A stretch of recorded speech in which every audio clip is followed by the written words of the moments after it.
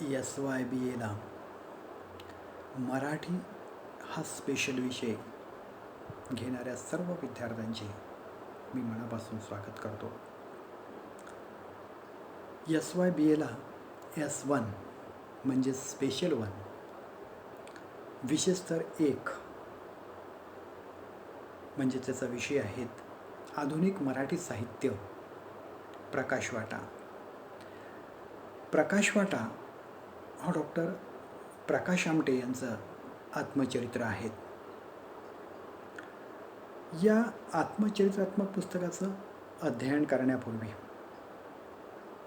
या आत्मचरित्राचा अभ्यास करण्यापूर्वी आपल्याला आत्मचरित्र म्हणजे काय, आत्मचरित्राची संकल्पना काय आहे, आत्मचरित्राचे स्वरूप काय आहेत, आत्मचरित्राची प्रेरणा काय आहेत, आत्मचरित्राची वाटचाल ही कशी होत गेली, आत्मचरित्राची वैशिष्ट्ये काय आहेत, अन्य ललित गद्य साहित्य प्रकारांपेक्षा आत्मचरित्र हा साहित्य प्रकार वेगळा कसा आहे, तो गद्य साहित्य प्रकार म्हणून एक त्याची ओळख आहे, पण त्याचं वेगळंपण काय आहे, या सगळ्या घटनांचा आपल्याला प्रकाशवाटा हे आत्मचरित्रात्मक पुस्तक काला सुरुवात करण्यापूर्वी या आत्मचरित्रातील काही गोष्टींचा, काही बाबींचा आपल्याला अभ्यास करावयाचा आहे. सर्वप्रथम आपण आत्मचरित्र म्हणजे काय याचा विचार करू. आत्मचरित्र याचा संधी करू, आपण संधी विग्रह करू. आत्म अधिक चरित्र.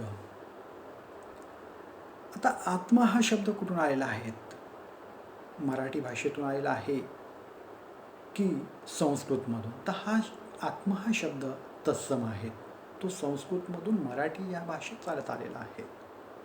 आत्म या शब्दाचा अर्थ म्हणजेच मी, स्वतः.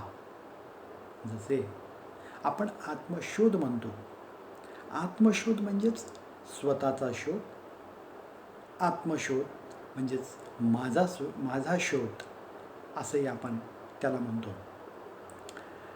आणि मग चरित्र म्हणजेच चर प्रत्यय लागल्यामुळे चरित असा झालेला आहे. चरित म्हणजे चालणे किंवा पुढे चालणे, चरित म्हणजेही चाललेला, या अर्थाने आपल्याला लक्षात घ्यावयाचं आहे. म्हणजेच आत्म म्हणजे स्वतः किंवा मी, आणि चरित म्हणजे चालणे. आता मी जे काही चाललेलं आहे माझ्या जीवनात, जे काही मी जगलेलो आहे, त्याचा एकूणच इतिहास, त्याचा एकूणच जीवन वृत्तांत हा आत्मचरित्रकार आपल्या चरित्रामध्ये मांडत असतो. आत्मचरित्रकार हे सगळं करीत असताना तो त्याच्या जीवनातील कैफियत, त्याच्या एकूण कार्याची ओळख, त्याच्या जीवनात घडलेल्या हाल अपेष्टा, सुखदुःख, यश अपयश इत्यादी घटना प्रसंगाचा आढावा आत्मचरित्रकार आत्मचरित्रामध्ये मांडत असतो. आता या ठिकाणी तुम्हाला एक प्रश्न पडलेला असेल की चरित्र आणि आत्मचरित्र यात काय फरक आहे. यात बराचसा फरक आहे. चरित्र म्हणजेच एखाद्या चरित्रकाराने त्रयस्थ व्यक्तीविषयी, त्रयस्थ व्यक्तींचं लिहिलेलं चरित्र म्हणजेच चरित्र. आणि आत्मचरित्र म्हणजेच एखाद्या लेखकाने स्वतःविषयी लिहिलेलं, स्वतःच्या जीवनाविषयी किंवा स्वतःचा जीवनपट उलगडून दाखवणारं एखादं कथानक. चरित्र म्हणजेच आत्मचरित्र होय. थोडक्यात आत्मचरित्र म्हणजेच एक स्वतःची कहाणी, स्वतःचा एक इतिहास. तो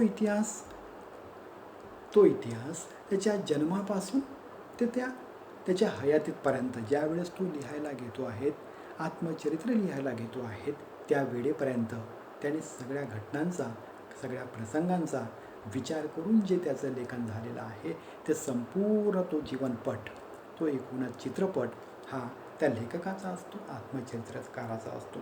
आता या चरित्रामध्ये आत्मचरित्रकार स्वतः त्या आत्मचरित्राचा नायक असतो, त्या एकूणच चित्रपटाचा, त्या जीवनपटाचा नायक असतो.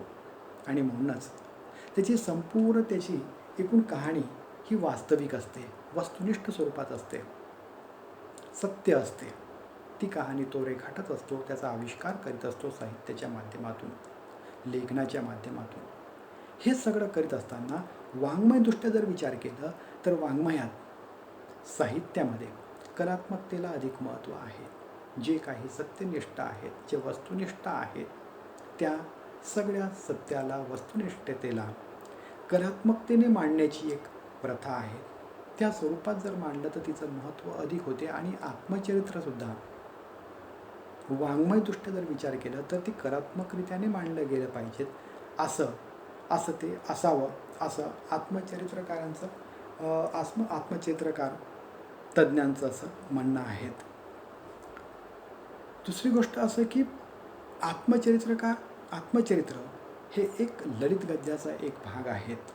जसं आपण म्हणतो की साहित्याचे आपण 4 प्रकार लक्षात घेतले होते FY BAच्या वर्गाला.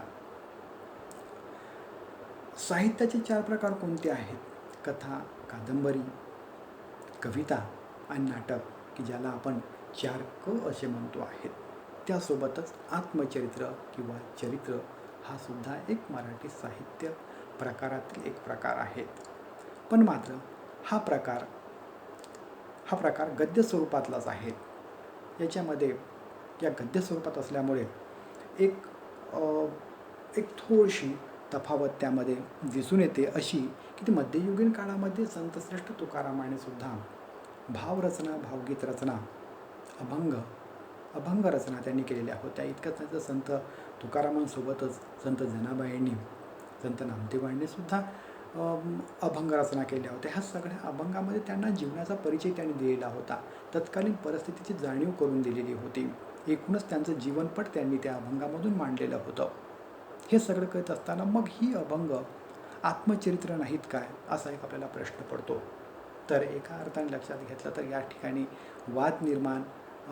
वादविवाद असण्याची शक्यता आहे. पण सर्वसामान्यपणे गद्य प्रकार म्हणून आत्मचरित्राकडे अधिकपणे पाहिलं जाते. आणि म्हणूनच खऱ्या अर्थाने जर या आत्मचरित्राची सुरुवात केव्हा झाली असेल तर महानुभाव पंथामध्ये, म्हणजेच 11व्या शतकामध्ये. 11व्या शतकामध्ये ज्यावेळेस महानुभाव पंथ उदयाला आला, मराठी ही भाषा उदयाला आली असं आपण म्हणतो, त्यावेळेस या चरित्र लेखनाला सुद्धा सुरुवात झालेली होती. आत्मचरित्राचे स्वरूपसुद्धा त्यावेळेस आलेले होते. ते असे की तत्कालीन काळामध्ये महानुभाव पंथाचे संस्थापक श्री चक्रधर स्वामी यांची जी शिकवण होती, ती यांची शिकवण, त्यांचे घटनाप्रसंग आणि एकूणच तत्कालीन परिस्थितीचा विचार केला तर माईमभटांनी श्री चक्रधर स्वामी चरित्र, श्री गोविंद प्रभू चरित्र ही त्यांनी चरित्र लिहून काढली. पण ही चरित्र जरी असली तरी ती आत्मचरित्र वाटतात. याचं कारण असं की एकूणच त्यांची जी दिनचर्या आहेत, महानुभाव पंथांची दिनचर्या आहेत, आणि तिथली जी समाजव्यवस्था आहे आणि ती घटनाप्रसंग आहेत, ह्या सगळ्या घटनेमध्ये, त्या प्रसंगामध्ये स्वतः हा जो चरित्रकार आहेत माहीम भट्ट त्या ठिकाणी इन्व्हॉल्व झालेला आपल्याला दिसतो. म्हणजेच त्या एकूणच समाजव्यवस्थेमध्ये माहीम भट्टसुद्धा होते. एकूणच त्यांनी त्यांच्या समाज परिस्थितीचा आढावा घेता त्यांचं जीवनपटसुद्धा त्या ठिकाणी असल्यामुळे एका अर्थाने, खऱ्या अर्थाने तिथेसुद्धा आत्मचरित्राला सुरुवात झाली असंही म्हणता येईल. एरवी काय होतं की आत्मचरित्रकार वेगळा, मी सुरुवातीला तुम्हाला सांगितलं की आत्मचरित्रकार आणि चरित्रकार वेगळा. चरित्रकार हा कसा असतो? चरित्र जेव्हा आपण म्हणतो तेव्हा त्रयस्थ व्यक्तीविषयी एखादा लेखक लिहितो ते चरित्र, आणि आत्मचरित्र म्हणजे स्वतःविषयी जेव्हा एखादा चरित्रकार किंवा लेखक लिहितो ते आत्मचरित्र. आता या ठिकाणी माहीम भट्टाचा जर विचार केला तर एका अर्थाने ते चरित्रही वाटते, आणि दुसऱ्या अर्थाने माहीम भट्ट त्या ठिकाणी त्याच चरित्रामध्ये ते स्वतः असल्यामुळे ते आपल्याला आत्मचरित्र पण वाटते. पण काही साहित्यिकारांच्या म्हणण्यानुसार आत्मचरित्राची खऱ्या अर्थाने सुरुवात केव्हा झाली असेल तर ती 19व्या शतकाच्या सुरुवातीला. ते कसं काय? त्याचा एक छोटासा इतिहास आहे. आंग्ल काळ म्हणजेच ब्रिटिशांचं काळ ही जवळपास 19 शतकाच्या सुरुवातीला सुद्धा भारतामध्ये होतं. आणि त्यावेळेस ॲटोबायोग्राफी नावाचं इंग्लिशमध्ये आत्मचरित्रही या ठिकाणी प्रकाशित झालं. किंवा ब्रिटिशांनी आपल्या मायदेशामधून भारतात दळणवळणाच्या साधनांमुळे असो की त्या मार्गातून त्यांनी भारतातसुद्धा या पुस्तकांचा ॲटोबायोग्राफीसुद्धा या ठिकाणी भारतामध्ये आणले आणि त्याचं रूपांतर आणि त्याचं अनुकरणसुद्धा भारतीयांनी केलं. आणि त्यातूनच मग पुढे खऱ्या अर्थाने आत्मचरित्राची एक सुरुवात झालेली आहे. त्या ऑटोबायोग्राफीचं एक प्रकारे रूपांतर करणे हेही इथे साहित्यकारांनी सुरुवातीला केलं. आणि त्याच्यामधूनच मग इथल्या साहित्यिकांना असं वाटायला लागलं की आपल्याकडे सुद्धा काही संशोधक मंडळी आहेत, वैज्ञानिक मंडळी आहेत, कलावंत मंडळी आहेत, क्रीडापटू एक नैपुण्यप्राप्त असे क्रीडापटूही आहेत आपल्याकडे. इतकंच नाही तर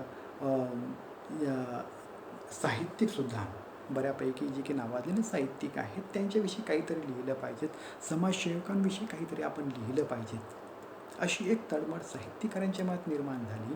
आणि मग तिथून चरित्राची निर्मिती झाली.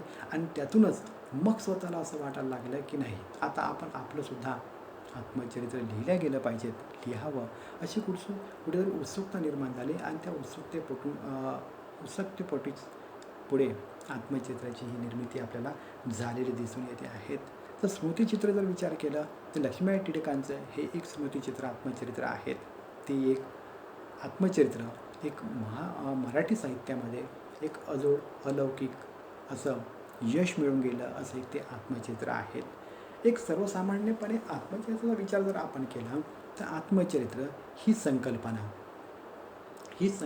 अशी आहे की एकूणच लिहिणारा व्यक्ती असो, लेखक असो की एखादा साहित्यिक असो किंवा एखादा क्रीडापटू असो, समाजसेवक असो, कलावंत असो, सायंटिस्ट असो किंवा अन्य कोणीही असो, त्याला पुरस्कार मिळालेला असेल किंवा त्यांनी अलौकिक कर्तृत्व प्राप्त केलं असेल तर त्याला आपसुकच असं वाटतं की आपण काहीतरी लिहावं. या हेतूने जे काही तो स्वतःच्या कर्तृत्वाविषयी जे लेखनकाम करतो, एकूणच त्याचा इतिहास सगळा लिहून काढतो, घटनाप्रसंगाचा आधार घेऊन, सुखदुःखांचा आधार घेऊन, त्यागाची सुद्धा महती त्यामध्ये ओततो, यश अपयश याचाही तो या गोष्टींचाही सुद्धा विचार करतो. या सगळ्या एकूणच घटनांचा विचार करून जेव्हा तो सगळा जीवनपट तयार करतो आहे त्याच्या म्हणजे जन्मापासून ते त्याच्या हयातीपर्यंत जो एकूणच जीवनपट तयार करतो आहे, त्या जीवनपटामधूनच, त्या घटनांमधून, त्या प्रसंगामधून एखादी कलाकृती निर्माण होतो आहे. एखाद्या कलाकृतीचा जेव्हा आविष्कार तयार होतो आहे, तोच आविष्कार त्या व्यक्तीचा, मग कुठल्याही क्षेत्रातला तो का असेना, त्या व्यक्तीचा तो कला आविष्कार म्हणजेच एक प्रकारे आत्मचरित्र होय असं म्हणता येईल. इथे आपण आजच्या दिवशी थांबू. पुढच्या तासाला मात्र आत्मचरित्र ही संकल्पना काय आहेत आणि या संकल्पनेविषयीचे इतरांची मतं, तज्ज्ञांची मतं किंवा साहित्यिकारांची मते काय आहेत ती पुढच्या तासाला मात्र आपण जाणून घेऊ.